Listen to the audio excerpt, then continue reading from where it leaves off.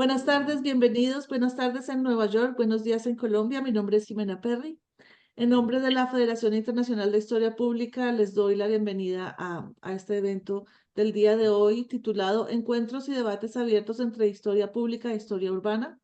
Vamos a hacer dos sesiones. Tenemos hoy una sesión y el próximo miércoles 5 de junio tenemos otra, otra sesión de este encuentro que hemos preparado con el historiador y arquitecto Leopoldo Prieto Páez y con la profesora Eulalia Ciro Hernández de la Universidad de Antioquia.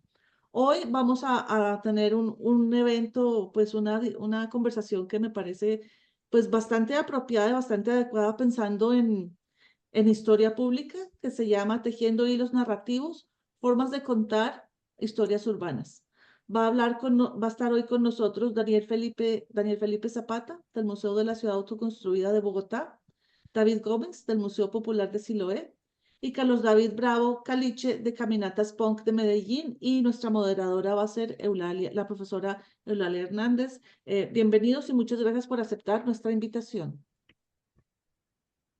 Listo, bueno, buenos días, Ximena, y buenos días para todos. Gracias por atender esta invitación y por conectarse. Yo quisiera agregar que además de esta alianza que hemos hecho desde la Red Colombiana de Historia Urbana con la Federación Internacional de Explorers para pensarnos esas relaciones entre historia pública e historia urbana, pues también desde la Red de Historia Urbana hemos venido haciendo un ciclo que se titula Ciudad y Transiciones, Conversaciones en Historia Urbana, y esta sería como nuestra cuarta sesión y la quinta sesión. En el ciclo hemos hablado sobre arquitectura de la salud mental con Caterine Montagu, sobre la ley y la traza con Manuel Saga, sobre el urbanismo colonial, y la última sesión fue con Constanza Castro, Escribir la ciudad liberal, economía y mercado en la experiencia urbana de Bogotá en el siglo XIX. Entonces, como ven, ahí teníamos como un panorama amplio también en escala, pero lo que queremos hacer en este espacio es poner a conversar también como unas experiencias muy interesantes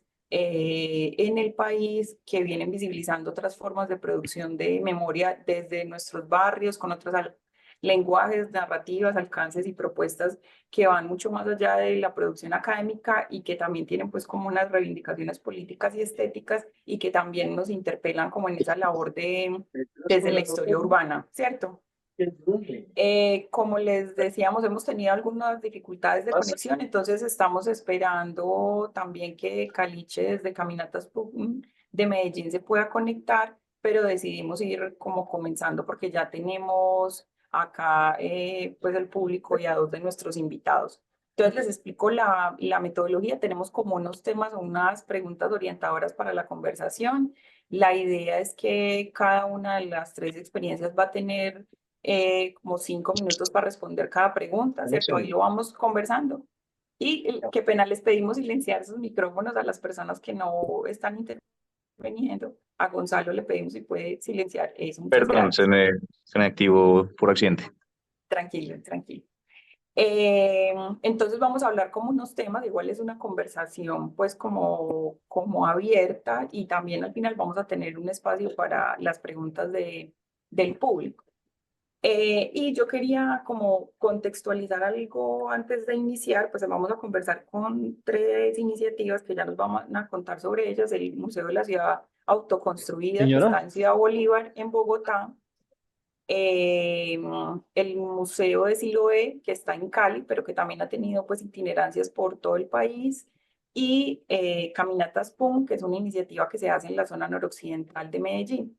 Pero preparando como las preguntas y sin haberlo planeado, debemos confesarlo, encontramos como una serie de lugares comunes, de puntos comunes entre estas tres experiencias que me parece interesante como mencionarlos al principio, ¿cierto? Primero, que hacen parte como de lo que hemos llamado la ciudad autoconstruida, ¿cierto? Como la ciudad hecha a varios manos y tiempos. Los tres casos, tanto la zona noroccidental de Medellín como Siloé, como Ciudad Bolívar, son como parte de esas ciudades latinoamericanas que hemos llamado la ciudad construida. Los inicios de poblamiento se sitúan desde la segunda mitad del siglo XX hasta hoy, sobre todo. Hay otros procesos, pero ahora conversaremos más sobre eso. Y otra particularidad es que están construidas sobre la ladera. Entonces creo que tienen ahí una relación con la montaña. Allá ustedes, no sé si están viendo a David, que allá al final tiene la vista al balcón, no sé, allá no se ven las montañas de fondo. Entonces creo que eso no es solo un asunto de Siloé, sino también del Museo de Ciudad Bolívar, de la ciudad autoconstruida y también de la zona noroccidental de Medellín. Y ahí, entonces también hay una relación particular con la montaña, ¿cierto? Como con la topografía de nuestro país, pero también son muy dinámicas porque hoy continúan procesos de construcción. Y otra particularidad es que tienen metrocable, o sea, como que conversando ayer dijimos, los tres tienen metrocable en Siloé hay metrocable en Ciudad Bolívar y la línea del Picacho también en la zona noroccidental de Medellín, una obra de movilidad reciente construida en los últimos años, bueno, y ya veremos cómo a qué nos van llevando esas conexiones de las tres experiencias, pero vamos a empezar, ¿cierto? Entonces, bueno, como que la primera pregunta tiene que ver como con situar la experiencia, ¿cierto? ¿Cuándo empezaron? ¿Cómo surgió la iniciativa? ¿Dónde se realiza? ¿En qué consiste? Entonces yo no sé quién, si quiere empezar David, que ya tiene la cámara prendida. Es que los dos son David. Ah, no, David Gómez del Museo Popular de Siloé. Si quieres, David empieza y luego seguiría Daniel. Bueno, muy buen día para todas y todos, tanto acá en Colombia y buena tarde en otra parte donde nos estén viendo. Esta experiencia comienza por allá en el año 2000, en el Museo Popular, pero ya veníamos con un proceso de la ruta turística por Siloé, que hoy le llamamos la patoneada por la memoria, para diferenciarnos de un poco del turismo, ese gentrificador que nos está carcomiendo no solamente en el país, sino en el mundo, porque se pierden las memorias realmente de los territorios y sus historias. Un ejemplo típico es precisamente allá, la comuna 13 en Medellín, por el barrio de la Independencia, debido a la operación Orión y Mariscal. Bueno, todo ese cuento que ya sabemos que se ha desbordado y que hay muy pocas expresiones para tratar de mantener la memoria de lo que pasó precisamente allá, iniciando el siglo XX en Medellín, con esa operación de paramilitares que ya ustedes conocen o van a hablar ahora más rato en la conversación. Entonces, aquí decidimos que hacíamos ruta precisamente para mantener la memoria y le pusimos un apellido. La memoria de Siloé no está en venta. El turismo acá no lo vendemos, porque queremos mantener la memoria. La memoria de Siloé no tiene precio. Igual cuando vamos a Medellín decimos lo mismo, la memoria de la Comuna 13 no tiene precio cuando caminamos allá, porque también a veces nos vemos allá, hacemos tours y no tiene precio. Y obviamente... David, perdón, me da pena interrumpirte un momento, pero es que no te oímos muy bien. ¿Nos puedes hablar más duro o buscar la forma de, no sé, de acercar un poquito más el micrófono? Voy a mover un poco entonces hacia otra parte. Ahí, aquí, perfecto. Sí, perfecto. Ahí suena mucho mejor, sí. Perfecto. ¿Y repito lo que ya dije o qué? Por favor. Bueno, gracias. Entonces lo primero es que la memoria de Siloé no está en venta, no tiene precio, igual que las memorias del país y las memorias del mundo. Y esta es una forma diferente de contar la historia que no es mejor que la de los museos tradicionales, a lo que nosotros llamamos los museos burgueses. No, son historias contadas desde el que pierde, porque las comunidades populares realmente son los que nunca tienen voz y obviamente empezamos a hacer un trabajo con los niños, porque los niños cuando hacíamos el trabajo de comunicación alternativa en un canal comunitario cuando estaban las parabólicas, se nos arrimaban a preguntarnos por la historia del barrio y por otras cosas, y nosotros no teníamos ni siquiera conocimiento de la fundación del barrio, no teníamos conocimiento absolutamente de nada. Había una historia oral, pero nosotros nunca asumimos la responsabilidad de investigarlo, y fue debido al canal comunitario y a la emisora comunitaria que comenzamos a hacer investigación popular. Eso se fue dando y de ahí comenzamos a contarles historias en las escuelas, pero los niños a los 30 segundos se nos distraían, se nos dormían y había que buscar una forma mucho más didáctica para encontrarnos con ellos y contarles un poco esas historias. Entonces fue a través de la fotografía y a medida que creamos el banco de información, fuimos colocando fotografías del territorio, de las familias, y allí ya la comunidad comenzó a traer algunos elementos y fuimos contando la historia y fuimos armando el museo hasta el día de hoy, que es un museo eminentemente con piezas que la misma comunidad va entregando al museo. Y lo que queremos resaltar es que nosotros también teníamos una telaraña en hablar, decir que los museos burgueses nosotros no los íbamos a tocar y llegó la oportunidad de que nos invitaran, nos resistimos al principio y después con todo el colectivo del Museo Popular de Siloé, pues obviamente decidimos que sí íbamos a ir a una exposición, a un museo de arte moderno aquí en La Tertulia. Estuvimos 2 meses allá y lo paradójico de eso es que en 2 meses que estuvimos allá no había entrado tanta gente como los 20 años que llevábamos acá en el territorio, porque a veces la misma comunidad se desplaza, la misma comunidad al ver su historia en un museo reconocido, muy bien organizadito, muy limpiecito, con demasiadas cámaras y con mucha sensación de seguridad, pues obviamente se siente mejor. Esa experiencia fue una experiencia chévere, pues estuvimos en el ODE en Bogotá y después estuvimos en el Museo de la Universidad de Antioquia, que tiene casi las mismas características del museo, aunque es una universidad pública, del Museo de la Tertulia aquí en la ciudad de Cali. Y en el trasegar de toda esta historia nos hemos encontrado con infinidad de historias que la gente va contando, esa memoria oral que tienen nuestros campesinos, nuestros desplazados por la violencia y nuestra gente en el territorio en términos generales.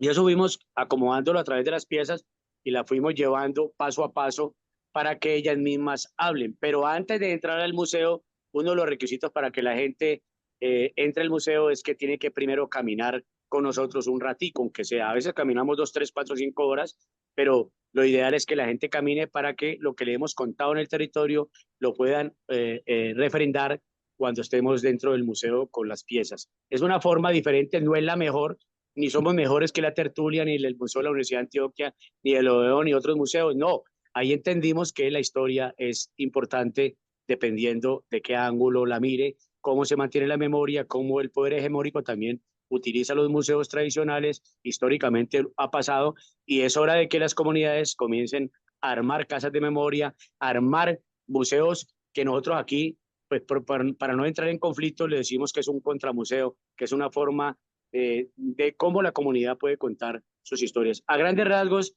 eso es lo que podemos resumir en términos de cómo iniciamos y cuál es el proceso que nos ha llevado precisamente a mantener la memoria. Y del museo se desprenden varias cosas, como por ejemplo la creación del Tribunal Popular de Siloé, que juzgó al presidente, el expresidente de la República, George Duque, a Molano, a general Zapatero, al comandante de la policía de ese entonces, al fiscal. Bueno, se condenó realmente en una justicia no vinculante, que es el Tribunal Popular de Siloé, con 14 magistrados a nivel del mundo, y es una experiencia de la comunidad, para que nos quede ahí en la discusión de que no solamente son los académicos los que tienen el derecho a investigar popularmente, no solamente son las ONGs, no solamente son los gobiernos, también las comunidades lo pueden hacer, y más que vivimos en estas comunidades donde las historias emergen precisamente estas comunidades, y debemos de tener la capacidad de escribir y en este momento que la tecnología es tan avanzada, pues a través del video, a través del audio, contar esas historias en el territorio. ¿Qué más que puede contar las historias que la misma gente que las vive, las ha vivido y las vivirá? Entonces, ahí dejamos como esa reflexión. Muchas gracias. Listo, muchas gracias David desde Cali. Ya tenemos una buena noticia, es que tenemos por aquí conectado a Caliche. Caliche, ¿puedes hablar a ver si te escuchamos? Buenos días, ¿me escuchan? Sí, perfecto. Sí. Gracias. Qué bueno que te pudiste conectar. Ahí ofrecemos disculpas por los problemas de conexión, pero bueno, ya estamos aquí todos. Entonces apenas comenzamos hace poco Caliche y lo que estamos haciendo es como un primer momento de contar la experiencia, ¿cierto? O sea, como cuándo iniciaron, cómo surgió la iniciativa, en qué consiste, dónde se realiza. Ya nos contó un poco el compañero David desde Siloé. Si quieres, vamos a darle paso a Daniel desde Bogotá, desde el Museo de la Ciudad Autoconstruida, y luego seguimos contigo. ¿Listo? Sí, Hilaria, muchas gracias. Listo, bueno, Caliche. Entonces, si quieres, Daniel, Hola, adelante. hola, gracias, Eulalia. Qué bueno saludarte otra vez, qué chévere. Igualmente. Buenas tardes a todas, todos y todes. Estoy en contraluz porque hay una ventana justo atrás mío, entonces pido disculpas por ello, pero bueno, me encuentro también acá. Estoy desde la localidad de Ciudad Bolívar. Mi nombre es Daniel Felipe. Yo soy habitante de aquí de la localidad, de un barrio que se llama El Lucero, llamado de esa manera porque es en la parte media de la montaña, y al ser como uno de los primeros barrios autoconstruidos, pues se veía como un lucero en la montaña. Esa es como la historia del nombre de mi barrio y vengo como a hablar un poco de una experiencia que es el Museo de la Ciudad Autoconstruida. El Museo de la Ciudad Autoconstruida se encuentra en la localidad de Ciudad Bolívar, es la localidad 19 en el sur de Bogotá, una localidad que históricamente ha sido autoconstruida y que ha pasado por distintos fenómenos y momentos de poblamiento y de organización también territorial, social y comunitaria. El proyecto, actualmente el Museo de la Ciudad Autoconstruida, pues nace históricamente pues en el trabajo social y comunitario de los primeros pobladores y de las primeras organizaciones que han venido haciendo memoria comunitaria desde que se funda algunos de los primeros barrios de este territorio.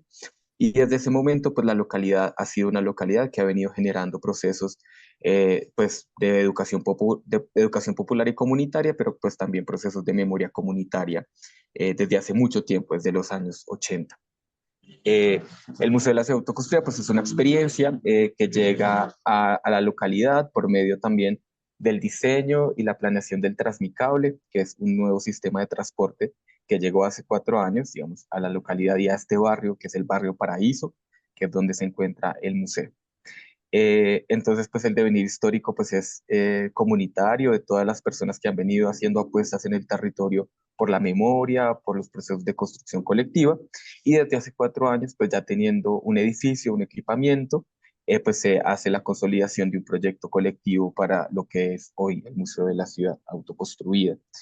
El Museo de la Ciudad Autoconstruida también es un museo muy nuevo, tiene 3 años de funcionamiento, digamos, abierto a la ciudad, y digamos que hay varias cosas. Uno, que todo lo que está en el museo pues ha sido un proceso de creación colectiva con organizaciones, colectivos de aquí del territorio, para tener una narrativa y un relato propio de qué es el borde sur de la ciudad, pero también qué es el barrio autoconstruido, qué es la localidad de Ciudad Bolívar, qué historia tienen los barrios populares, qué historias no han sido representadas también dentro de la ciudad. Entonces el museo se vuelve un escenario pues para ello, para comenzar y seguir construyendo esas memorias colectivas y sociales desde los territorios, y todo el proceso de la gestión, todo lo que yo les voy a decir y todo lo que está en el museo, pues también fue organizado también con las comunidades de aquí de la localidad.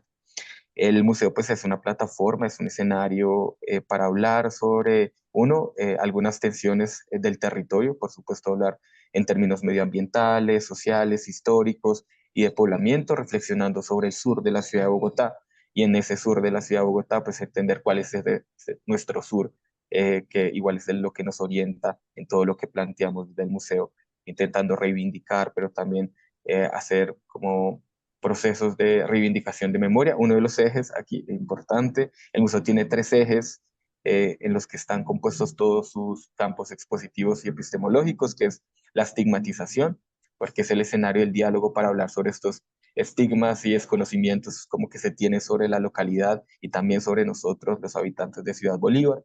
El segundo, la explotación, con una fuerte enunciación ambiental. Ese es un escenario no neutral para denunciar problemáticas ambientales que existen y están en el territorio también históricamente y que han generado problemáticas en las comunidades.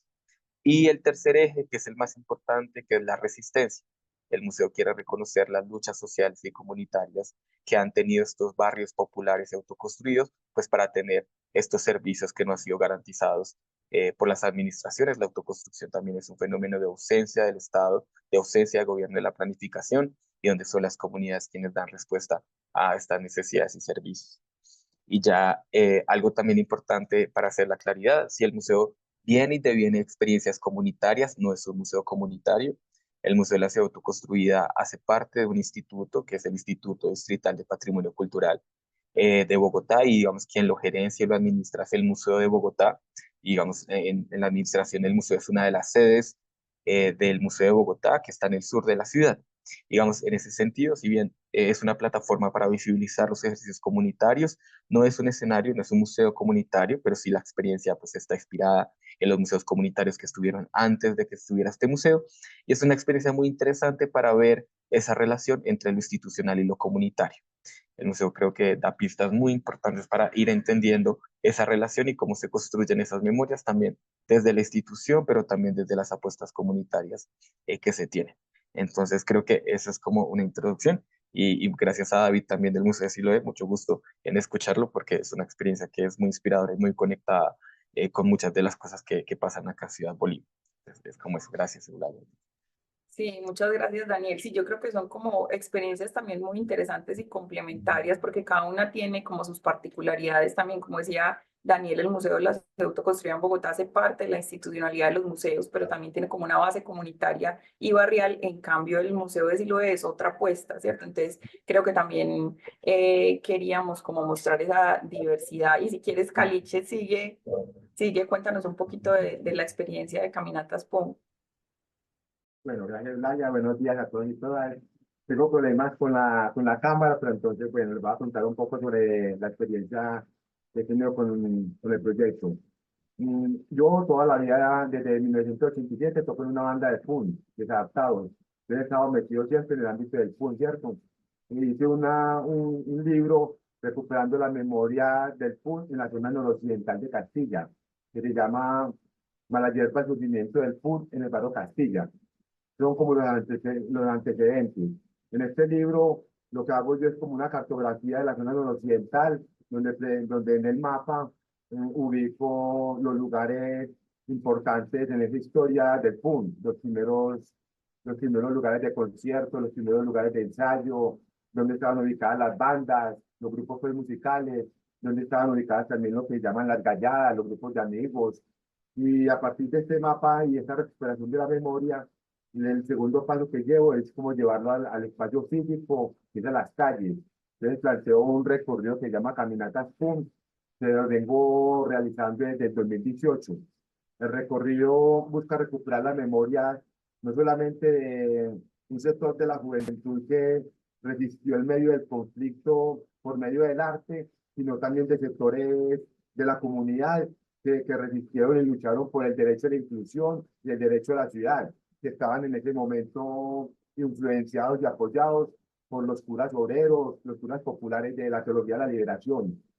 En el recorrido visita 9 lugares en el barrio, donde vamos hablando de qué sucedía con el PUT y lo vamos contextualizando con la situación tanto de la ciudad como del país.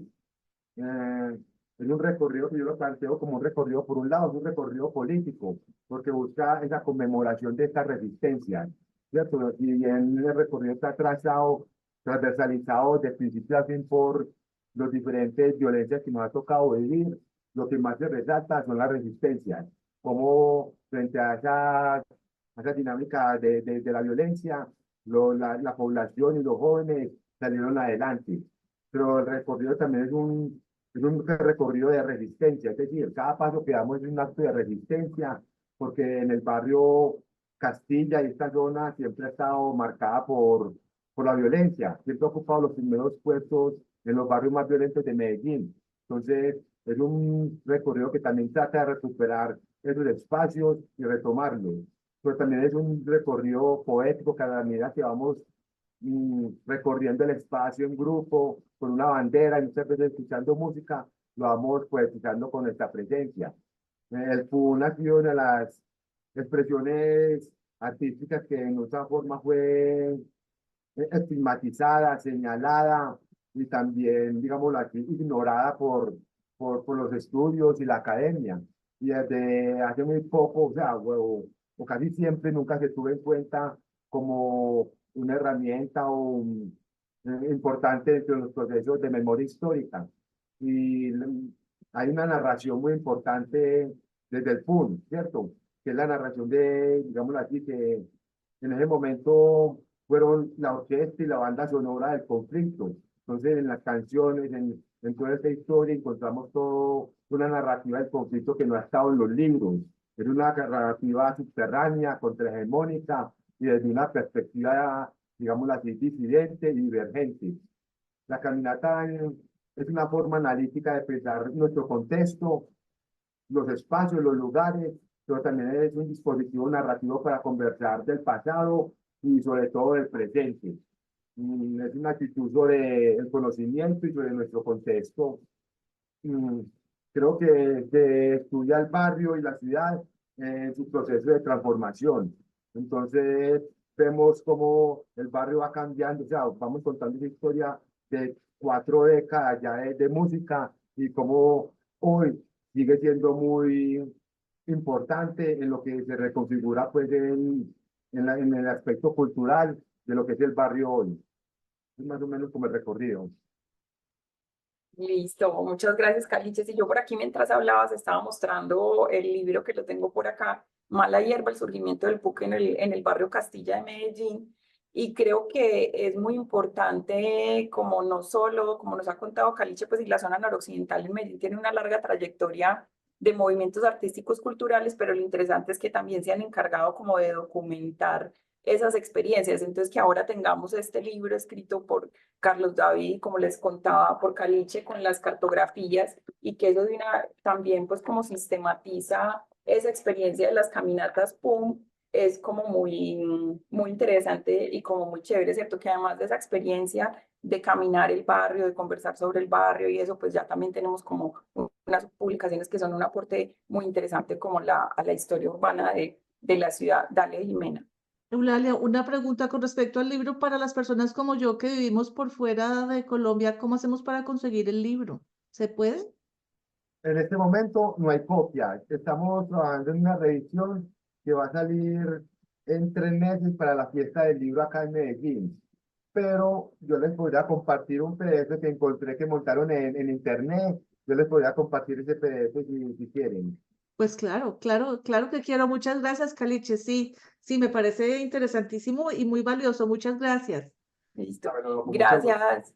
Gracias, Caliche. Y además, pues también vale la pena, pues muy chévere poder tener la edición digital, pero también la edición vale mucho la pena porque también en la estética, esta es una edición de La Valija de Fuego y tiene pues como fotografías y tiene como un material también que vale la pena para los que lo puedan conseguir ahora en la Feria del Libro. Por aquí también, ahorita más adelante vamos a hablar, también tengo este libro que hicieron desde el Museo de la Ciudad Autoconstruida, que está también disponible para descarga en el Instituto Distrital de Patrimonio de Bogotá. Ahorita hablamos un poquito, y este otro de Siloé también, que conseguimos acá cuando estuvo yo les hablo desde Medellín, desde la Universidad de Antioquia, y hace poco estuvo el Museo de Siloé aquí en la universidad y trajeron este catálogo, entonces también pues hay una serie de publicaciones que ahorita conversamos sobre ellas. Entonces, si quieren pasamos al segundo punto, que es una pregunta por las materialidades, ¿cierto? Yo creo que hay una pregunta muy interesante porque estas experiencias del museo y de las caminatas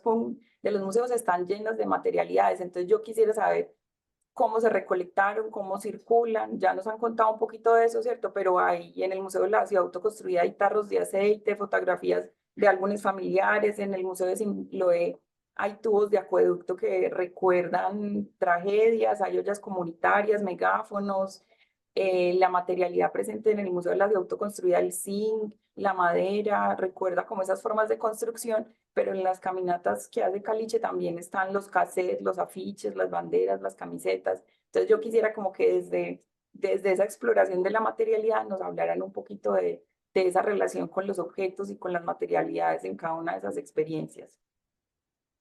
Si quieres, David, adelante.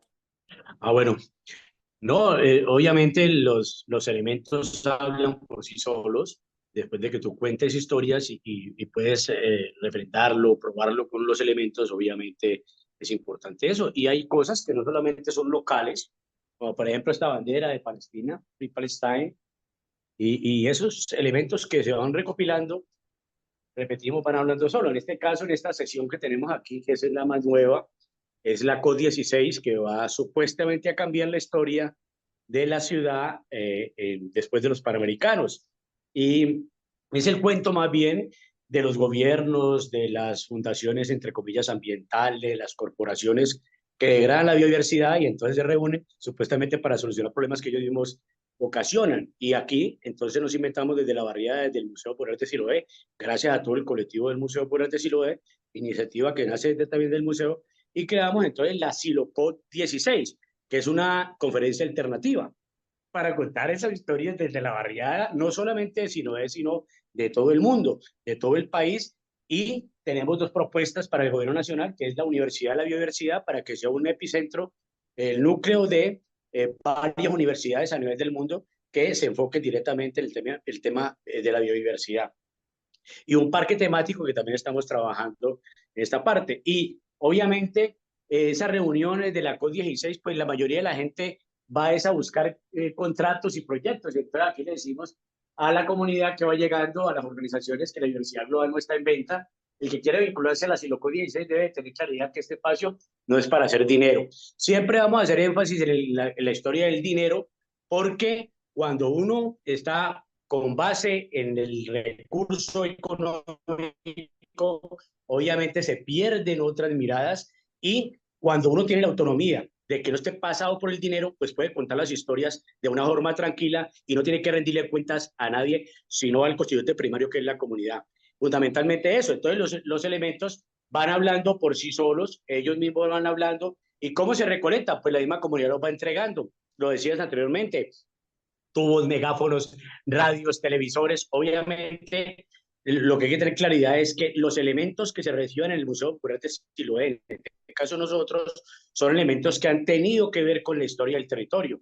Las cámaras no se hacen en Colombia, se hacen en otras partes del mundo, pero esas cámaras tienen que haber llegado al territorio y algunas otras fotografías se han tomado. Estoy poniendo ejemplos como eso, los VHs, las cámaras de video y los tocadiscos, los radios, pero ellos tuvieron que tocar el tema. Hay gente que nos quiere donar del resto de la ciudad, cuando le decimos, no, mire, qué pena, y a veces creen que uno es grosero, pero qué pena, pero es que eso no tiene el espíritu de Siloé. Y aquí lo que queremos contar es precisamente esas historias, las historias para los niños, las niñas, que obviamente se van desclasando y que de una u otra manera se olvidan de sus ancestros, de sus padres, de sus abuelos, que llegaron hasta el Loma, porque las tres, es muy chévere el evento con 3 comunas de ladera, ¿cierto? En Medellín, pues obviamente la mayoría de la gente vive en la ladera. Aquí en Cali es una excepción. En Medellín, perdón, en Bogotá está mezclado. Y esa cosa es muy importante tocarla, porque la construcción, aquí estamos en un espacio, este es un espacio muy pequeño que asemeja una casa de hace 20, 30 años atrás. Todas las casas eran en Baré, que vivíamos 10, 12 en una piecita como esta. Y obviamente las generaciones, los milenios, eh, eh, tienen otra mirada. Van a la cocina y abren la llave y sale el agua.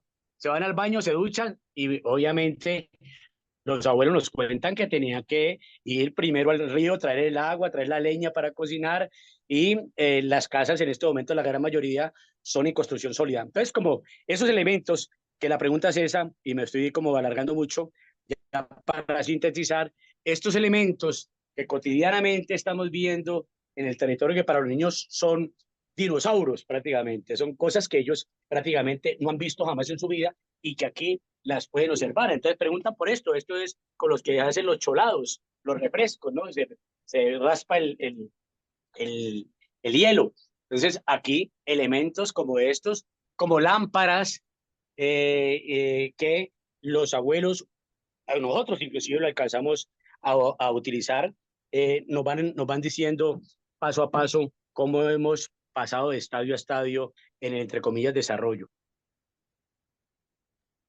Listo, muchas gracias, David. Si quieres, sigue Daniel contándonos un poquito de esas materialidades del museo. Listo. Entonces, pues la materialidad, como también muy quiere reconocer como la apuesta de David y el Museo de Siloé y como reconocer lo popular. Entonces el museo tiene una estética autoconstruida, digamos que también fue una decisión colectiva. Hay unos materiales que están a lo largo del museo, como la tabla, la reja, el paroid, elementos, digamos, que nos hablan de esta materialidad y del sentido matérico de, digamos, de reflexionar también de los territorios, ¿no? Cómo se ven finalmente y con qué materialidades están construidas. Y digamos que esa materialidad también está definida por la creación colectiva. Todos los elementos que están, digamos, expuestos en el museo pues partieron de un proceso de creación colectiva con distintas organizaciones y así se fueron construyendo elementos nuevos para el museo y algunos elementos que también nos hablan de la historia de la localidad y que nos hablan también de esta historia de los servicios públicos, de la exigencia de esos servicios públicos en el territorio. Ahí me parece algo interesante y es como ver también el arte no como el objeto como final, sino el arte como un acontecimiento social, igual que ese acontecimiento social, pues es lo que permite unas relaciones comunitarias, sociales, que igual es lo que el Museo de la Ciudad Autoconstruida quiere como visibilizar y es la plataforma de creación para ello. Entonces, en esa relación, digamos, como de la materialidad de lo colectivo, la materialidad como el asunto del arte, del acontecimiento, que permite reflexionar y permite también generar lazos, relaciones y reflexiones.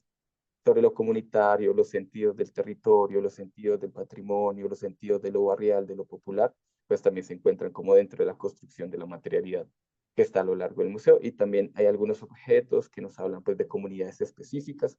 El museo también quiere pues reconocer la presencia de la comunidad negra, afrocolombiana, raizal y palenquera, que es una población también con un poblamiento importante en la localidad y también de una importancia histórica considerada pues como relevante para entender el fenómeno de la autoconstrucción en la localidad, y lo mismo sobre unos objetos que fueron donados por la Mesa Indígena de Ciudad Bolívar, que es una mesa pues, de participación comunitaria del territorio y donde pues, las comunidades hacen también esta entrega de estos objetos para poder reflexionar y también entender esa presencia de las comunidades étnicas aquí en la localidad y en la ciudad. Listo. Gracias, Daniel. Y no sé si nos hablas un poquito de esa experiencia de las maquetas que han construido, que hay algunas de ellas allá que me parece también un ejercicio como muy interesante. Sí, sí, chévere. Esa es una experiencia, digamos, de mi formación y mi trabajo también en el territorio ha sido como artista. Yo de formación soy artista y desde el inicio como del museo y entendiendo cómo reflexionar sobre la materialidad desde una apuesta plástica, pues construimos con otro artista también del territorio, que es Cristian Celi, un laboratorio llamado Laboratorio de Maquetaje Social. Este laboratorio de maquetaje social era una apuesta educativa, digamos, entre la relación arte, pedagogía y comunidad, que era como lo que nos interesaba en ese momento indagar y cómo llegar con eso para entender la autoconstrucción en otros barrios, pero también acá en el territorio.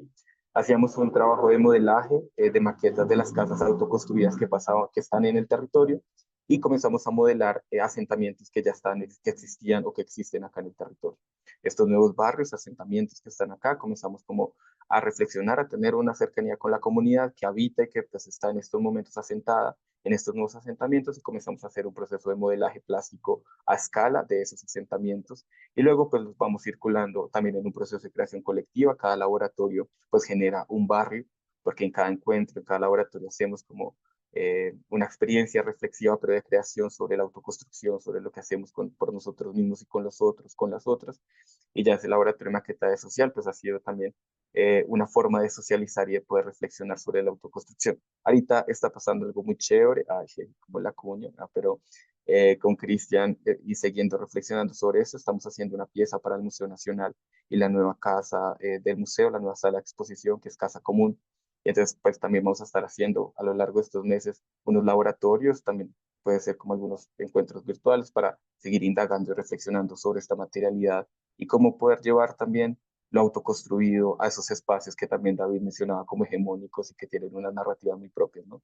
Como también esos museos que tienen estas narraciones, pues también incluyen la narrativa de lo popular, de lo comunitario, de las historias por las comunidades, de las historias que fueron creadas en los territorios autoconstruidos, o en lo informal o en lo popular, que muchas veces no es tenido en cuenta como en estos relatos históricos de estos museos históricos del país y de la ciudad también que hemos estado como tan acostumbrados a ver.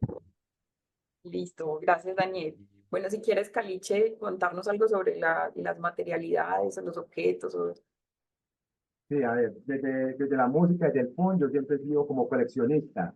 Siempre me ha gustado guardar todo. Por ejemplo, algunos archivos, digamos así, son archivos de efímeros, como una boleta, el volante de un concierto, un mismo cassette, y ofrendas.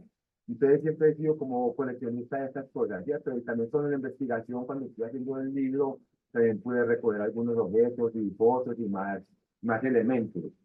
Estos archivos está bien guardarlos, pero ahí no dicen nada, ¿cierto? Hay que ponerlos como a conversar, a dialogar. Entonces, para mí, los convertí como en las herramientas interpretativas. Yo hablo de como unas ventanas que me posibilitan ir al pasado, ¿cierto? Entonces, ahí están, por ejemplo, las fotografías ampliadas que yo llevo, que tenemos un archivo muy importante de esa época, porque en los años 80 los punqueros casi nos dejaron tomar fotografías y no todos tenían cámaras en ese momento. Entonces, las fotos que quedaron fueron muy pocas. Acá en este sector tenemos un buen archivo pues, muy representativo. Entonces, por eso también podemos contar la historia. Tenemos como esos elementos para evidenciar lo que pasó, ¿cierto? Entonces, están las fotografías, tenemos los libros, llevamos una bibliografía de libros que se han escrito especialmente en este territorio sobre el PUN.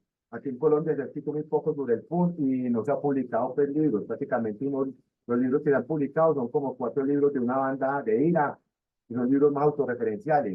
Entonces los libros que se han hecho acá son de novela, poemas y las investigaciones mías sobre el PUN en esta zona. Entonces llevamos los libros, leemos poemas de Chucho Peña, un poeta que vivió en el barrio, que fue desaparecido y brutalmente asesinado en 1986. Llevamos también algunos objetos como son boletas, visores fotográficos, que son como los telescopios pequeños que habían en las casas en los años 70 y 80. Entonces la gente los ve los visores y ahí mismo le sale como la risa porque de una le recuerda como que la infancia. En esas herramientas interpretativas o materialidades también tenemos, por ejemplo, las pintas callejeras. Tenemos una pinta que tiene más de 37 años de estar en una esquina y otra también en una piedra que le llamamos el petroglifo Pun, que está desde 1991. También tenemos un mural, también tenemos una bandera que marca una identidad y va marcando también como un territorio y la música.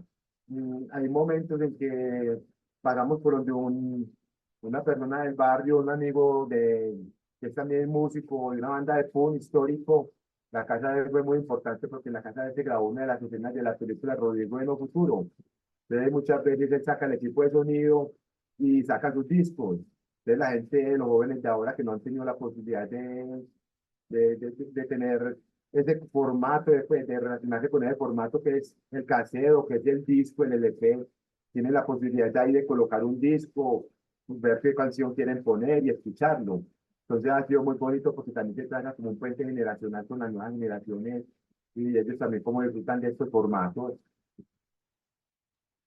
Súper, muchas gracias, Caliche. Bueno, y ahí quiero enlazar también con otra pregunta y es como la pregunta por el barrio, ¿cierto? Al inicio decía también lo interesante de estas iniciativas es que están en los barrios y hablan desde el barrio y tienen como principal propósito como esa memoria viva del barrio, ¿cierto? Entonces quería preguntarles cuál es esa relación con el barrio, cuál es esa relación con el barrio, pues como en dos sentidos, ¿cierto? Porque yo creo que también esa escala de barrio le habla la historia de la ciudad. Generalmente la historia que se ha hecho de las ciudades ha sido una historia como más institucional o más de una ciudad formal y de otros procesos, pero apenas creo que en los últimos años venimos como trabajando en historiar esa ciudad popular, esa ciudad autoconstruida, ¿cierto? Entonces creo que hay como dos preguntas, pues que quisiera que nos contaran un poquito con esa relación con el barrio, ¿cierto? Ustedes están en el barrio, ¿cuál es la relación que tienen con los habitantes del barrio y qué también les ha permitido a ustedes desde el barrio dialogar con la ciudad, ¿cierto? Con esa historia de la ciudad o con el resto de la ciudad, o sea, si nos pueden hablar algo sobre eso. Si querés, David, dale.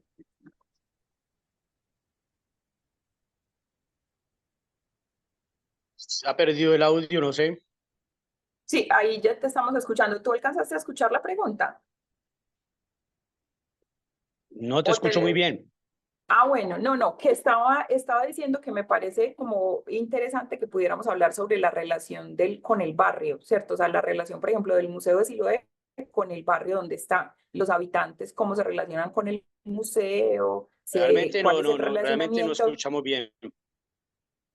¿Ustedes me Debes de escuchan? pasar ¿Me entonces a otra persona escuchan? allí, porque aquí no, aquí te vemos, pero no te escuchamos. Pero yo sí Nadie te me está escucho escuchando. bien, yo sí la escucho bien. Oye, Bueno. Pero, aló, pero si ¿Aló, quiere alguien? bueno, hágale. Sí, si quiere alguien le puede hacer la pregunta, a ver si de pronto es mi audio, pues alguien le puede y Leopoldo, ¿tú le puedes hacer la pregunta? Perdóname. ¿Tú le puedes hacer la pregunta a David? es que David como que no me está escuchando bien. A ver si de pronto a ti Ya. te escucha. Denle la pregunta a otro participante porque aquí yo no escucho muy bien. Bueno, o entonces que nos Ok. responda Daniel primero, si quieren. Daniel Exacto. escuchó la pregunta. Ah, Sí. Algo está Entonces, pasando. David, si me escuchas, la pregunta es cómo es la relación que se ha tejido entre la propuesta, pues el museo, y el barrio, o sea, la comunidad. Pues acá el Museo de la Ciudad Autoconstruida, pues si bien tiene como un ejercicio de creación con la comunidad, la localidad pues son casi también 3 montañas y el museo está específicamente en una de ellas, que es la montaña del barrio Paraíso.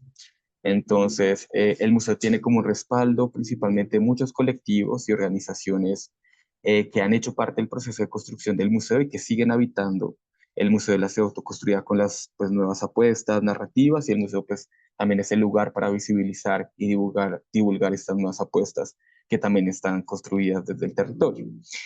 Algo también importante mencionar dentro del Museo de la Ciudad Autoconstruida es que el equipamiento tiene una biblioteca, que es la Biblioteca Pública El Mirador, que pues es una biblioteca institucional, digamos, de la red de bibliotecas de Bogotá, pero que también deviene de un proceso de bibliotecas comunitarias acá en el territorio. La biblioteca sí tiene, digamos, un acercamiento y ha hecho un trabajo, pues como de acercamiento muy claro con el entorno, digamos, del barrio. El museo, no, esa relación con el barrio circundante no la ha tejido de la mejor manera, no, por varias razones, pero la biblioteca como punto, como lugar de que está también en este establecimiento, como en este edificio, pues ha sido como esa relación con la comunidad mucho más directa, digamos, también por la función que tiene la biblioteca, por los servicios que está presta para la comunidad. Entonces, digamos que si hay una relación con el edificio que pues está, donde se encuentra el museo, la comunidad, digamos, de toda la localidad se ha apropiado, pero digamos en el entorno del barrio, el barrio próximo, el barrio donde se encuentra el museo, pues la comunidad se ha apropiado y ha tenido un diálogo mucho más claro, directo, comunitario, como afectivo también con la biblioteca. Entonces creo que eso tiene que ver, uno, con lo poderoso que son los libros, pero también con una forma de ver también ese funcionamiento de la institución, de la biblioteca que está acá en el museo, y que el museo también después sigue como aprendiendo de esto que pasa en la biblioteca. Entonces creo que esa es como la relación que se ha tejido, pero principalmente pues comunitaria. La intención del museo pues siempre es la participación social y comunitaria de los habitantes del territorio del borde sur de Ciudad Bolívar, del borde sur de la ciudad de Bogotá, pero de Ciudad Bolívar. Entonces creo que ese es como el relacionamiento que hemos tenido con este entorno y con la comunidad. Gracias, Daniel. Si quieres, Caliche, sigue tú. Bueno, en el barrio tengo una relación muy íntima con el barrio porque el barrio ha sido donde llegaron mis padres a finales de los años 60, donde se instalaron a vivir, donde hemos vivido toda la vida. Yo llevo 52 años viviendo en el barrio, soy una persona de calle, de esquina, allí me he criado yo, entonces tengo una relación muy fuerte con el barrio. También por lo que he hecho con la música, entonces tengo cierto reconocimiento pues por lo que he hecho. Antes tenía una relación, digamos así, de amor y de odio. De amor porque es un lugar donde pertenezco, pero también de odio y de rabia porque he visto también ese lugar, el epicentro donde he visto morir muchos de mis amigos. Yo no he estado en un conflicto, en una guerra, pero creo que tantos de amigos que han muerto ha sido como equiparable como a eso, ¿cierto? Entonces siempre tenía también esa relación muy fuerte también con el barrio, de cierta rabia, también por la estigmatización que tuvimos en ciertos momentos y por el rechazo de la comunidad. Pero eso se fue de una forma transformando y fuimos teniendo también como un puente y un diálogo entre la comunidad y el PUN, y ha sido muy fructífero. El recorrido yo creo que es muy poderoso porque la gente, como andamos con la bandera, la gente ya lo reconoce. Entonces pasamos por los lugares y la gente dice que iba al PUN, por ejemplo, gritan por ahí. Entonces, es algo que ya habla de una transformación de la gente, cómo acepta esta música, y muchas veces pues se unen al recorrido. Estamos en un punto hablando sobre cualquier tema, y la gente llega a escuchar e intervienen también con sus narraciones. Entonces también es una búsqueda permanente de nuevas historias, porque la gente le sigue aportando a la narrativa del recorrido. Entonces es muy bonito eso y creo que la gente lo respeta mucho y lo siente como parte de él, porque a los lugares que vamos, pues nosotros, que nos va a llover, entonces un bar, vamos ahí ya el diálogo en el bar o en otra corporación, entonces la gente nos presta sus espacios, ¿cierto? Están como abiertos a la caminata y hemos tenido un apoyo muy bonito también.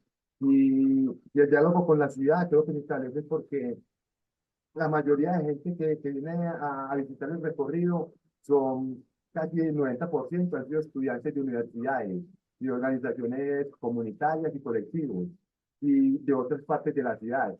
Ha venido gente de Copacabana, de Río Negro, de Guarne, de Marinilla, de Sabaneta, hasta otros municipios y de todos los barrios de Medellín.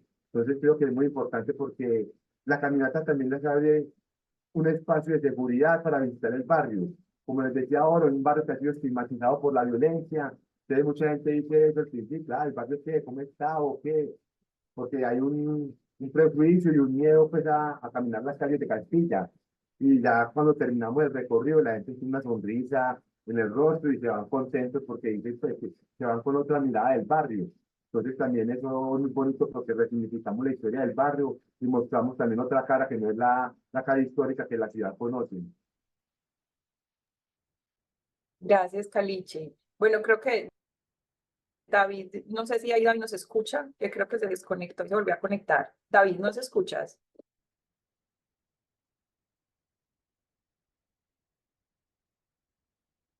Creo que no. David, hola. Creo que tiene ahí de pronto problemas de conexión. Bueno, si quieren, sigamos con la siguiente pregunta mientras vemos si David puede conectarse. Y ese otro tema que quisiera yo hablar, ya lo han dicho, lo hemos conversado, ¿cierto? El asunto de la memoria. Uno podría hablar en estos tres casos que hay unas memorias situadas, ¿cierto? No solo porque hay unos equipamientos, unos objetos, unas materialidades, unas prácticas que están en los barrios, sino porque hay una relación ahí muy íntima como con esos territorios. Entonces, David nos decía al principio que en Siloé hacían la patoneada por la memoria. Caliche también nos contaba ellos hablan de la pedagogía del caminar, ¿cierto? Esa relación con la memoria viva, con la producción de memoria. Quisiera que me contaran un poco cómo ha sido eso, ¿cierto? Cómo ha sido ese proceso de producción de memorias colectivas, que me contaran un poquito de eso. No sé, Daniel, porque David creo que todavía tiene... Listo. Entonces, como hablar como, ¿no? de la construcción de las memorias.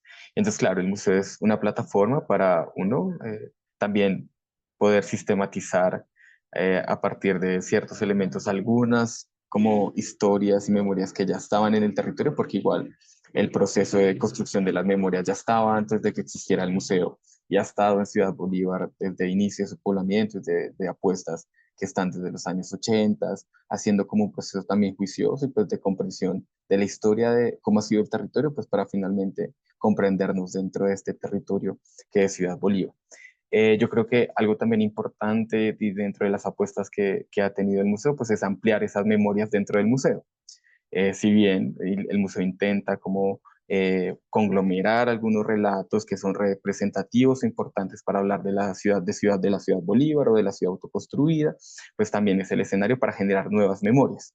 Esas nuevas memorias también, digamos que son procesos que emergen de alguna manera con el museo, pero también son solicitudes de las comunidades, experiencias de la creación de exposiciones temporales, que son experiencias de creación colectiva de manera para tener, digamos, exposiciones de manera temporal que han ampliado las memorias y las voces dentro del museo. Les voy a poner como tres ejemplos, que fueron como tres de las exposiciones, digamos, co-creadas y que intentan ampliar esas voces que tiene el museo, que fue Bogando Arte y Cultura, presencia de las comunidades afrocolombianas negras y palenqueras en Ciudad Bolívar, Pura Fibra, un proceso que se realizó con la mesa indígena de aquí de la localidad, y No Somos las Flores de tu Basurero, un proceso de creación que se hizo con las comunidades LGTBIQ de aquí de la localidad. Entonces, como que esos proyectos lo que le permiten al museo y también a las comunidades es tener nuevas voces y nuevas memorias que de pronto no habían sido tenidas en cuenta en ese primer relato del museo, ¿no? Porque siempre como que la valoración de nuestras historias, pues también pasa por esa representación. Entonces, claro, el punto de partida es lo que está en el museo, pero entonces ese punto de partida también nos muestra las ausencias.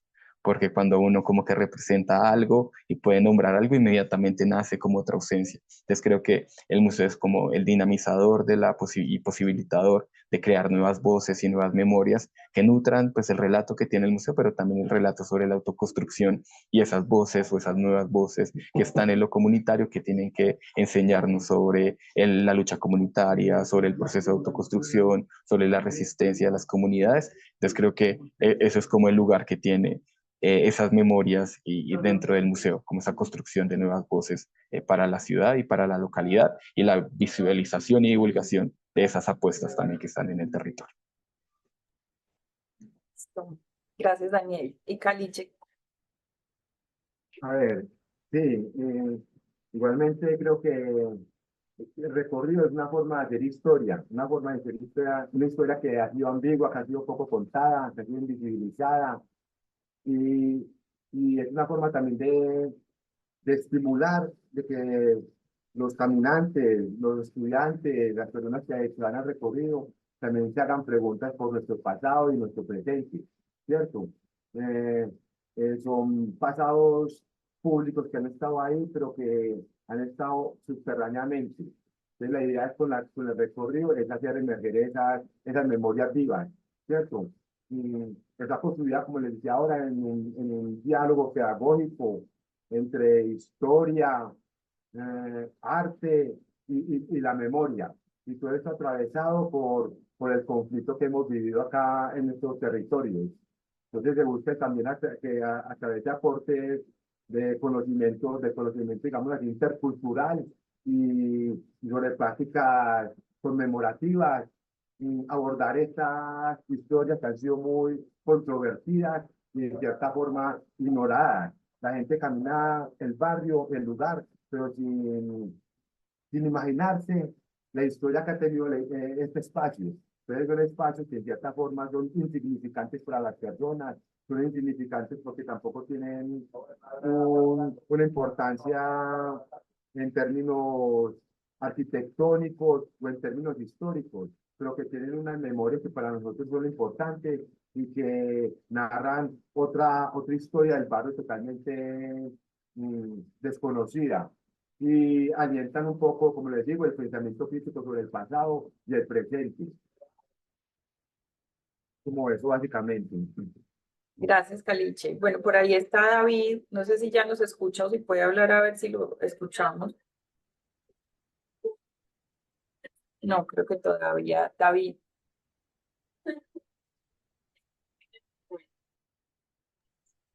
Si quieren, De pronto, abrimos un- Eulalia, si David puede escribir en el chat, de pronto, si se le hace la pregunta y pueda contestar por el chat, de pronto es más fácil y la leemos. pero lo que creo es que alguien de pronto no nos está escuchando. David, si nos escuchas, puedes escribir en el chat, a ver si nos escuchas. Bueno, no sé si quieren, ya vamos, yo tengo ahí otra pregunta, pero me parece importante que podamos como abrir si alguno de ustedes, de las personas que nos acompañan acá, tiene alguna pregunta o algún comentario, si quiere participar o si entre también Caliche, David y Daniel quieren hacerse preguntas entre ellos, no sé si alguien Eh, tiene alguna. Eulalia, quiero también decirle a los participantes que el chat está abierto. A veces las personas no se atreven a participar de viva voz, entonces se escriben en el chat. Nosotras podemos leer pues, sus comentarios o preguntas. Y yo tengo preguntas, pero no las quiero acaparar, entonces quiero dar la voz al público, pero el chat Listo. está abierto. Listo, por ahí levantó la mano Jorge Aristizábal, dale Jorge.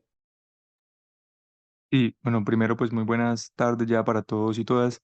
Mi pregunta tiene que ver un poco con lo que mencionábamos al principio sobre este tema como de las infraestructuras y la transformación urbana y es pues que los tres espacios de los que estamos conversando aquí tienen que ver con el Metrocable, por ejemplo.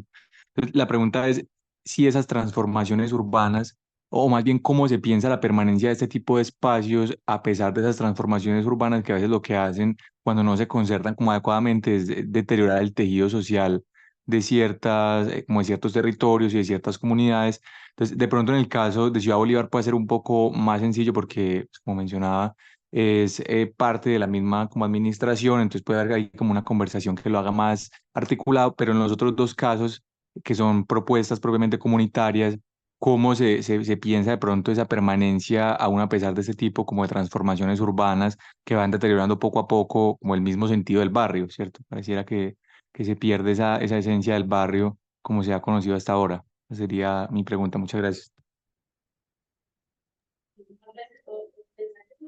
Gracias, Jorge. No sé si algunos, si Daniel o Caliche quieren contestar algo sobre la pregunta de Jorge, como a propósito de esos impactos de esos proyectos de infraestructura en el barrio o algo con la relación con el Metrocable. Bueno, yo respondo. Bueno, acá no tenemos como, con el Metrocable, no es tanto como la relación porque nos está un poco más distante, pero una obra que sí transformó mucho el barrio fue el puente de la Madre Laura, ¿cierto? Y este puente hizo que el barrio se llenara de carros y de una movilidad automovilística increíble. Ya las calles para caminarlas es muy complejo porque las aceras tienen pues mallas, tienen una serie de limitantes. Entonces, para caminar las calles muchas veces no tiene que caminar prácticamente por la mitad de la calle, por entre los carros, porque no hay otra forma. Y eso ha complejizado mucho como la situación en el barrio. Entonces yo creo que la caminata precisamente lo que busca es eso, o sea, recuperar el espacio público, recuperar esos espacios que son inertes, que son prácticamente sí, como irreconocibles, y asumir dar una pedagogía a través de caminar, una pedagogía pedestre. Nosotros con la bandera, por ejemplo, muchas veces se dice que para caminar también hay que mm, aprender a desobedecer, como dice un filósofo, ¿cierto? Aprender a caminar, hay que aprender a desobedecer. Entonces, muchas veces con la caminata lo que hacemos es que no siempre el conductor es el que lleva la vía, ¿cierto? Es el caminante que debe tener ya como ese respeto. Entonces nos metemos con la bandera y hacemos que los carros paren para que la gente del recorrido pase la calle. Como no hay pues semáforo ni nada, entonces eso es una forma también como de apropiarnos del espacio público. Mm, a ver, bien, creo que la cartografía no es estable. La cartografía debe ser dinámica, entonces debe irse transformando a medida que también se transforma el territorio. A medida que hay transformaciones urbanas, la cartografía también responde a eso, porque también a eso responden los procesos sociales, creo yo. Entonces la cartografía debe ir también adecuándose a las transformaciones sociales. La So- cartografía está en constante movimiento. Ujú. Gracias, Caliche, muchas gracias. No sé si Daniel también quiere responder algo sobre esa pregunta. Pues, digamos, sí, porque, claro, a pesar de que el museo, pues, es una apuesta institucional, pero deviene de un proceso comunitario, pues siempre ha existido esa tensión sobre esas decisiones administrativas, digamos, públicas y las decisiones o los enunciados y las apuestas comunitarias, ¿no? También entender que este fenómeno, digamos, que llega con el Transmicable, que si bien garantiza un sistema de transporte digno, que ha sido también una exigencia histórica de nosotros que vivimos en este barrio, de estas partes altas de la localidad de Ciudad Bolívar, pues también esa construcción y digamos, el servicio que ahora se ofrece, pues ha también generado algunas problemáticas que se comienzan a ver en el territorio, ¿no? La ampliación, por ejemplo, hacia el borde sur de las construcciones, más al borde sur de la localidad, pues se vuelve también una tensión socioespacial y, digamos, no, de la planeación de la ciudad, ¿no? Porque claro, si hay unas apuestas muy presentes sobre la defensa del territorio, pues esa como presencia también de ciertos servicios, pues hace que aparezcan algunos fenómenos como gentrificación, digamos que comienzan a ocurrir por esos sistemas que también, y esas transformaciones de las que hablaba el compañero anterior, pues comienzan a ser parte de nuestros territorios, ¿no? Antes había una cartografía sin el Transmicable, pero seguramente ya hay una cartografía territorial con ese Transmicable y lo que eso ha representado. Entonces creo que esa tensión sobre el impacto que se tiene en los territorios y las comunidades pues sigue estando presente. Y claro que hay una apuesta por no solo la localidad, yo creo que por la ciudad y los que vivimos en el borde sur, de tener un límite urbano, ¿no? y detener como ese crecimiento hacia el sur de la ciudad. En el contexto de Ciudad Bolívar, pues desde el sur está conectado con la zona rural de Bogotá y finalmente con el pedazo de páramo de Sumapaz que le corresponde a Bogotá. Entonces, entre más cercanía hay a esos territorios, pues obviamente comienzan a haber presencias que van tensionando lo ambiental, tensionando lo social, tensionando el territorio. Entonces, creo que esas tensiones sobre eso pues siguen ocurriendo y pues siguen como también pasando. Listo, muchas gracias. Si querés, Leopoldo iba a hacer una pregunta relacionada también con otra pregunta que había aquí en el chat. Sí, sí, Dale, si me lo permiten. sí, Es claro. que hay una pregunta que es verdad que curiosamente yo también la tenía ahí como en la cabeza y que creo que sobre todo va para Daniel, aunque bueno, si de pronto Leonardo, perdón, de pronto Caliche nos puede decir algo.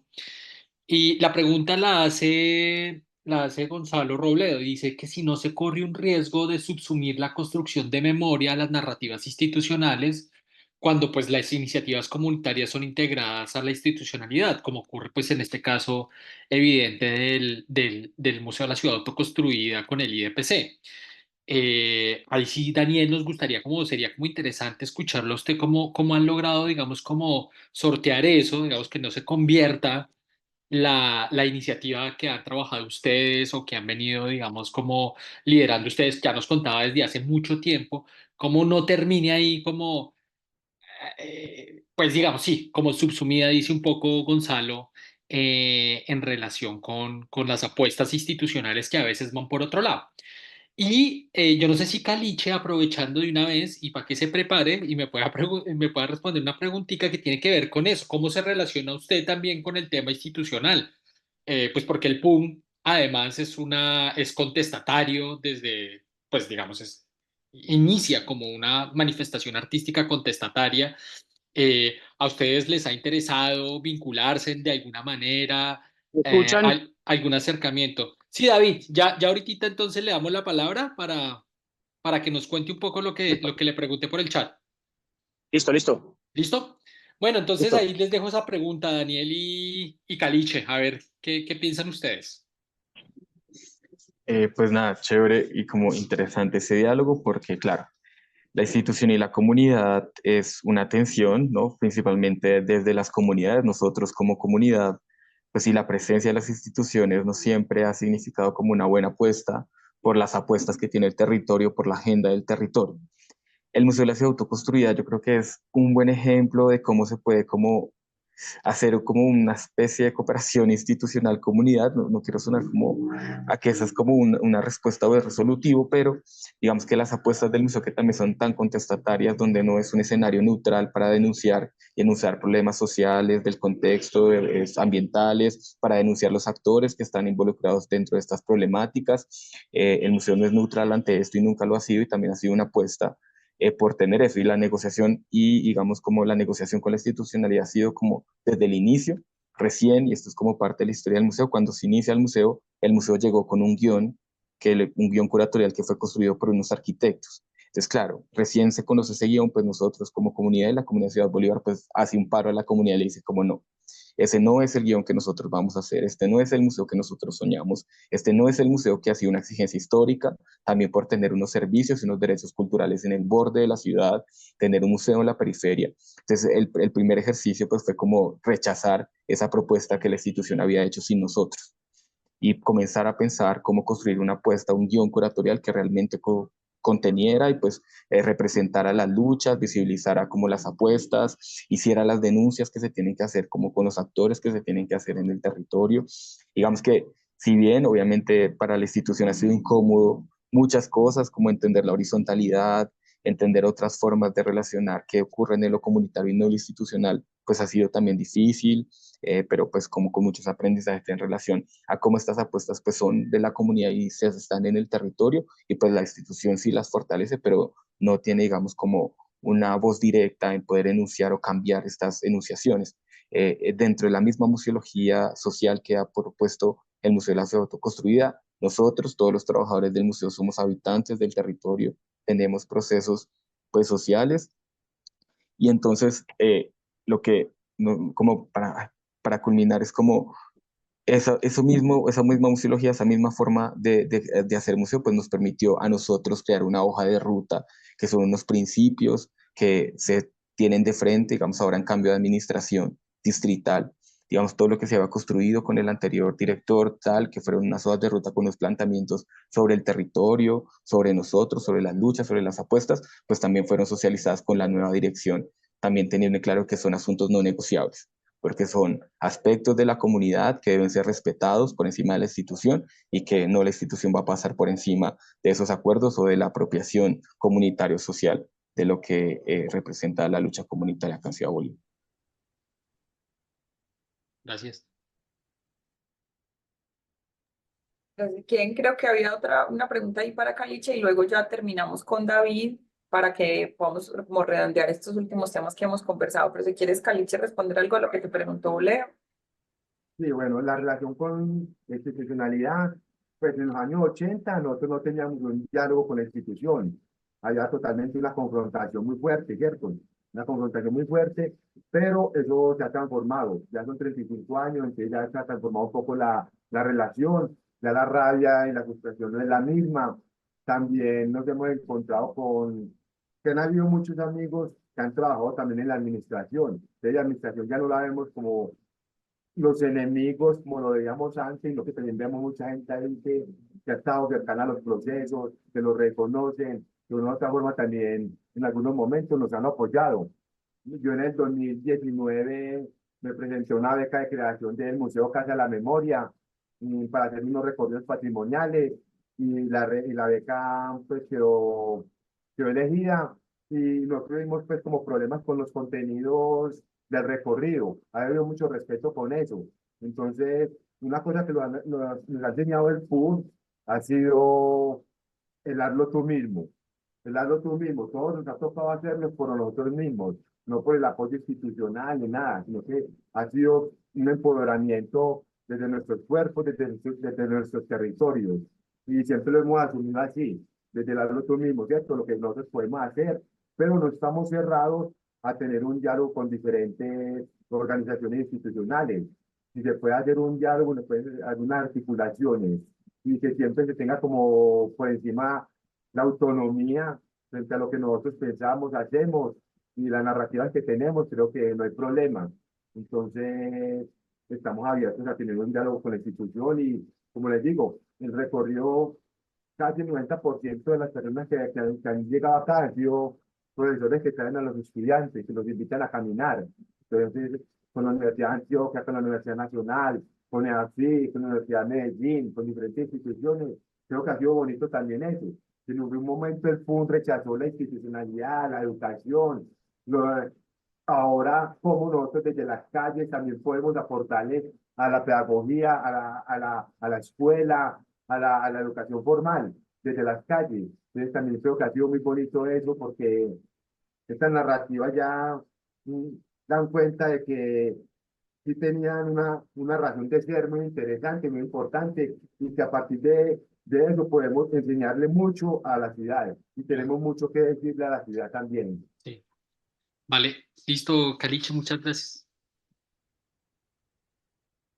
Ya si quieren, yo me desconecté un momento, se me cayó la red, pero bueno, si quieren, para ir cerrando, David, si quieres, hemos hablado como de varios temas de la memoria, pues, pero ya esta sería como la intervención de cierre, como que nos quieres contar, o ahí también te alcanzaron a Leopoldo a escribir algunas preguntas en el chat, pues. Bueno, discúlpeme, pero así es la tecnología, es que este celular está recién reparado y posiblemente ese haya sido el problema. Antes de contestarlo de la institucionalidad, pues yo quisiera referirme un poco, que fue muy interesante la pregunta cuando nos quedamos fuera del aire, y es la relación con la comunidad.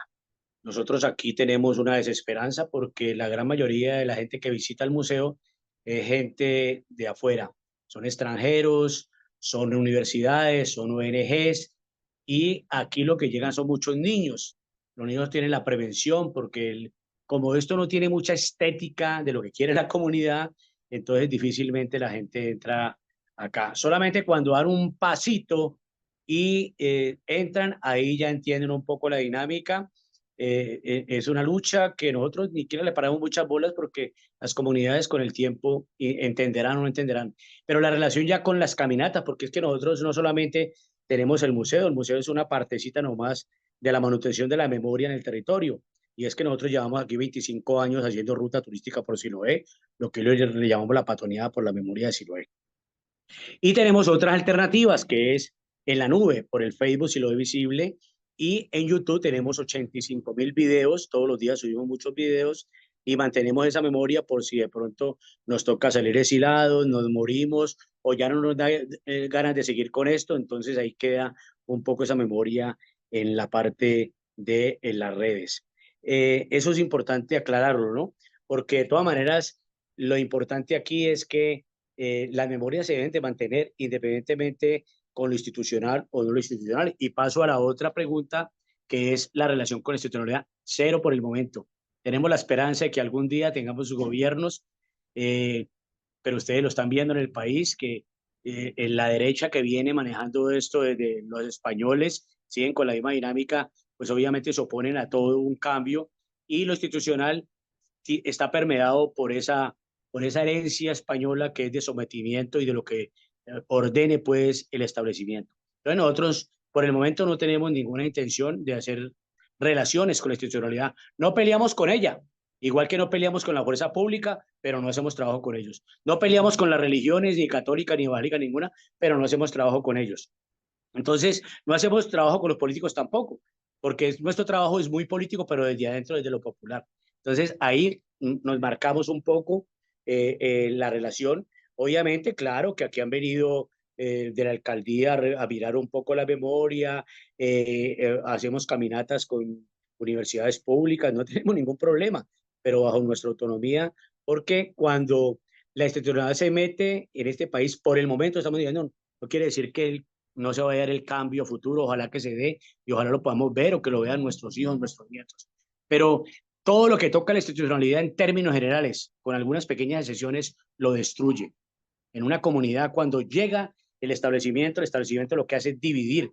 ¿Y cómo dividen? Pues ofreciendo proyectos, ofreciendo plata, y ahí acaban los procesos. Si el proceso no tiene una buena base, unos buenos cimientos, en lo institucional, a través de la plata, e inclusive lo privado también, la empresa privada, que es lo que está pasando ahorita con el turismo en Siloé, son más de 14 rutas de turismo después del estallido social, y nos venden la narrativa desde afuera. Los que nos mandaron a matar, que fueron los empresarios, reunieron 7.500 millones de pesos y como no pudieron por la vía de las armas acabar con los jóvenes, entonces lo hicieron de la manera que ellos podían hacerlo más fácil, que era reunir plata y desmovilizar un poco el pensamiento de la comunidad. Entonces nosotros aquí tenemos una posición clara en ese entonces. No estamos en contra de la institucionalidad porque de todas maneras, obviamente hacemos parte de este Estado, somos ciudadanos de este país, pero no queremos que ellos nos contagien, nos contaminen. Por eso aquí también, inclusive con con la misma gente que viene, que a veces parece harto, los curadores. Entonces aquí hay letreros que dicen, señores curadores, bienvenidos al Museo Popular de Siloé, evítese dar opiniones porque nuestra estética es esta y no queremos que usted venga a contaminarnos con su estética. Muy sencillo, a veces eso es molesto, pero es parte de mantener una posición desde la comunidad sin entrar a decir que lo de nosotros es mejor que lo del otro, pero sí mantenemos realmente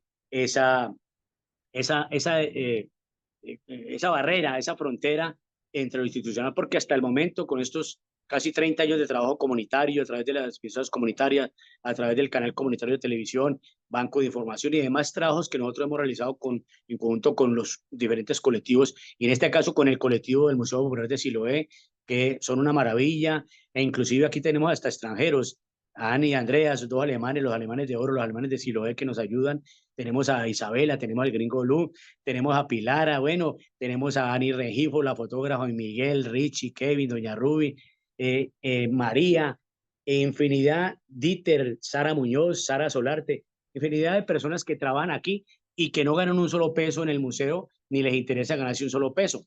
Entonces, nosotros sí nos hemos ganado 2 premios y nos pareció muy chistoso, porque a través de esos premios del Ministerio de Cultura, que es el de la Universidad de Antioquia, y una anécdota con el director del museo de la Universidad de Antioquia, le había estado por aquí años antes, y entonces él una vez dijo, vino 2 veces, y la segunda vez dijo, nos gustaría llevar esta parte del museo a la Universidad de Antioquia, al Museo de la Universidad de Antioquia. El señor Roldán lleva mucho tiempo allá y entonces fue muy chistoso porque nunca hizo el esfuerzo, o a lo mejor nunca tuvo la posibilidad, pero aprovechó la plata del Ministerio de Cultura y nos dieron ese premio y de una vez nos llevamos al museo para la Universidad de Antioquia. Entonces lo que le queremos significar o decir a la gente es que nuestra estética no es la mejor, ¿cierto? Pero sí respetamos las autonomías de los demás y felicitamos de una vez a los dos compañeros de esos procesos. Obviamente, a veces es difícil creer un poco que lo institucional no marca y no da derroteros. A veces dicen que el que le pague a uno es el que ordena. Pero bueno, independientemente de eso, las memorias de donde vengan, si vienen de lo institucional y vienen al servicio de la comunidad, que mantengan el relato, que mantengan la narrativa de las comunidades, nos parece que es genial, porque esa es plata pública y la plata es de todos, ¿cierto?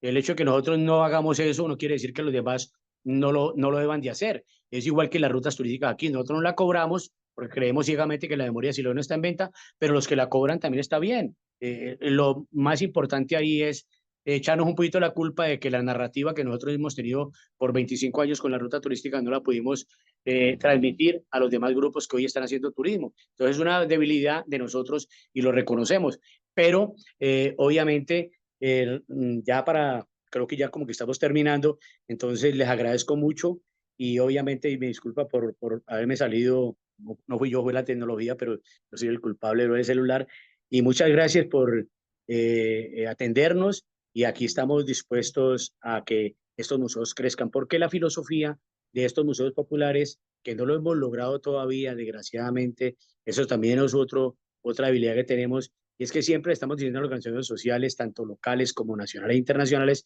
que por favor multipliquen esta clase de espacios de contramuseos, pero lo primero que dicen es, bueno, ¿y quién paga el arrendo? ¿Y quién paga la persona que va a estar allí? Entonces siempre poniendo de talanqueras. Y esto es muy sencillo, no es en una piecita de la casa y bueno, que negocien con la familia y comenzar con fotografías y comenzar a armar un proceso de memoria. Eso es muy sencillo. Hacerlo en las sedes comunales, hacerlo en lo público, por lo que yo decía anteriormente, hay una habilidad, porque cada que llega un presidente de una junta y le da por decir que no quiere eso, pues lo saca, y cuando es más macro, pues el alcalde, y cuando es mucho más alto, pues desde el gobierno nacional. Entonces, las autonomías comienzan en la propia casa. Muchas gracias.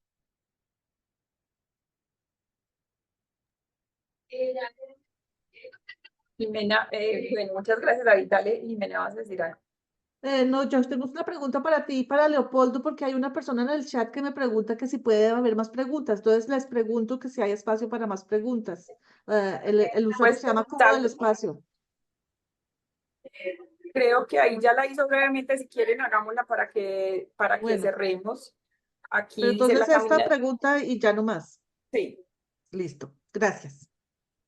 listo. Entonces, Cubo el Espacio dice, para Caliche, la última pregunta, ¿la caminata PUN se relaciona con otras iniciativas parecidas desde la música a nivel local, nacional e internacional? ¿Cómo, si hay alguna relación con otras iniciativas, Caliche?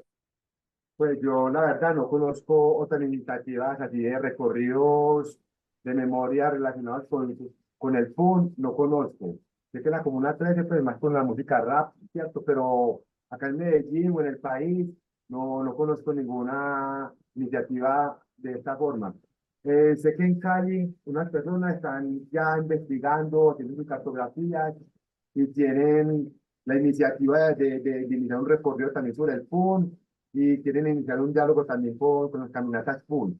Igualmente en Bogotá, en el barrio Larte, también se va a hacer un recorrido y estamos también ahí conversando para ver cómo podemos articularnos. Es como por ahora, ¿cierto? No veo más como procesos aquí relacionados de memoria fuerte con la música.